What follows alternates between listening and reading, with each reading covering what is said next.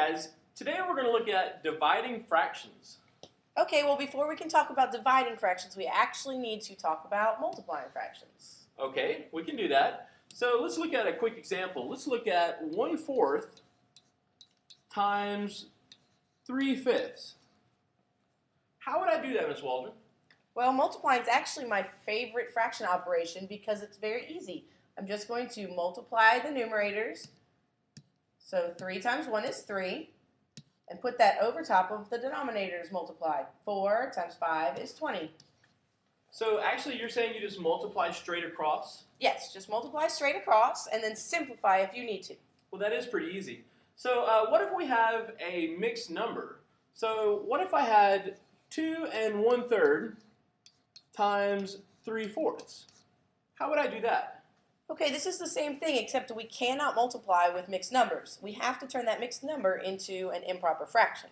So I start at the bottom and I go to the left. 3 times 2 is 6, plus 1 is 7, and I put that over top of the original denominator, which was 3. Then I can just finish writing my problem out. Times 3/4 equals. So now we just have a regular multiplication problem. So 7 times 3 is 21, and 3 times 4 is 12. Perfect. Except that that's an improper fraction, and I need to change it back into a mixed number. Okay, so 12 goes into 21 one whole time, and then I would have 9 left over.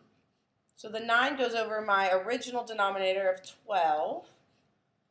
And that is not in simplest form. I know that they share a common factor of 3.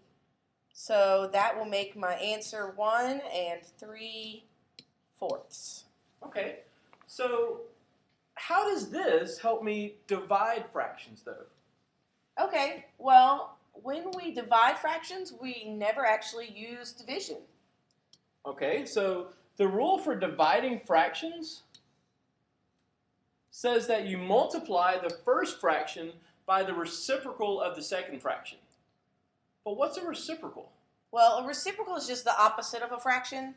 It's actually the fraction flipped over. So if you had a fraction like 2/3,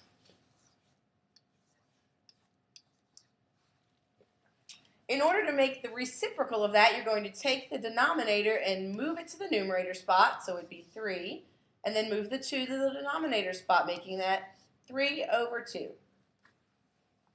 All right, so what about mixed numbers? I know I keep going back to that, but what's the reciprocal of a mixed number? So for example, if I had 3 1/4, what would the reciprocal of that be? Okay, in order to do a mixed number, you need to turn it into an improper fraction again. So we start at the bottom. 4 times 3 is 12, plus 1 is 13, and that goes over your original denominator of 4. Okay, and now I can find the reciprocal just by flipping that fraction. So the reciprocal of 13/4 is actually 4/13. Perfect. Okay, I get that. So let's actually look at a division problem. Let's look at 1/3 divided by 3/4. Okay, so this is how we do a division problem. I'm going to take my first number and leave it the same. Then I'm going to change my sign from division to multiplication, and then flip the second number to the reciprocal. So that would be 4/3. And now I can solve. So what you've done there is really the rule that we had before of multiply the first fraction by the reciprocal of the second. This is just an easier way of saying it. Right. Leave the first fraction the same, change the sign to multiplication, and then flip the second fraction over. Okay, so now we multiply. 1 times 4 is 4, 3 times 3 is 9, and that's simplified. So that's our answer. Perfect. Okay, let's look at one with a mixed number. Let's look at 1 2/5 divided by 3/10. Okay, once again, we cannot do any type of multiplication or division if we have a mixed number, so we're going to change it to an improper fraction. 5 times 1 is 5, plus 2 is 7, over the original denominator of 5. And I'm going to now change the sign to multiplication. And flip the second fraction. Flip it over, 10 over 3. All right, so now we multiply. 7 times 10 is 70, and 5 times 3 is 15. Okay, that I can tell is not in simplest form. Okay, so 15 goes into 70 4 whole times. 15 times 4 is 60, so that means that there would be 10 left over, and I keep the same denominator. Okay, well that's not quite simplified either. I can divide both of those by 5. Gives me 4 2/3. All right, very nice. So let's look at a word problem now. Okay, so Grayson is a carpenter in Germany. He has a board that's 12 1/3 feet long, and he's making roofing shingles that are 2/3 feet long. How many complete roofing shingles can he get out of a single board? Okay, well I know that some important things in here would definitely be the length of the original board and the length of each shingle. I know that he's looking for complete roofing shingles. And I can tell, because it says, can he get out of, that's showing that it's a division problem to me because you're trying to fit a small amount into a larger amount. Okay, so when we set this problem up, we're going to do 12 1/3 divided by 2/3. All right?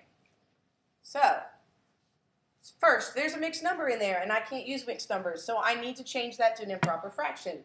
3 times 12 is 36, plus 1 is 37, over the original denominator of 3. Now, I flip my sign to multiplication and flip the second fraction, so it's 3 over 2. First number stayed the same, changed the sign to multiplication, and then flipped the second one so it's the reciprocal. Okay, so 37 times 3 is 111. And of course, 3 times 2 is 6. Good. Well, I know that 6 goes into 111 18 times. And she doesn't really know this. We're using a calculator. Shh. Now, so 6 times 18 is 108. So that means that I would have 3 left over. And that's over 6. Well, that's not the simplest form. No, so divide both of those numbers by 3, and you get 18 1/2.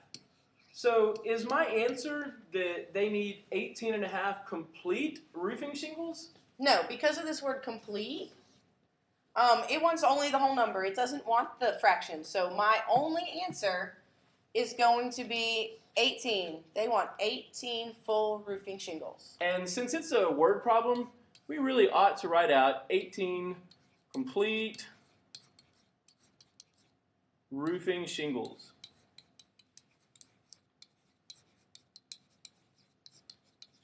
Good. All right. See you later, guys.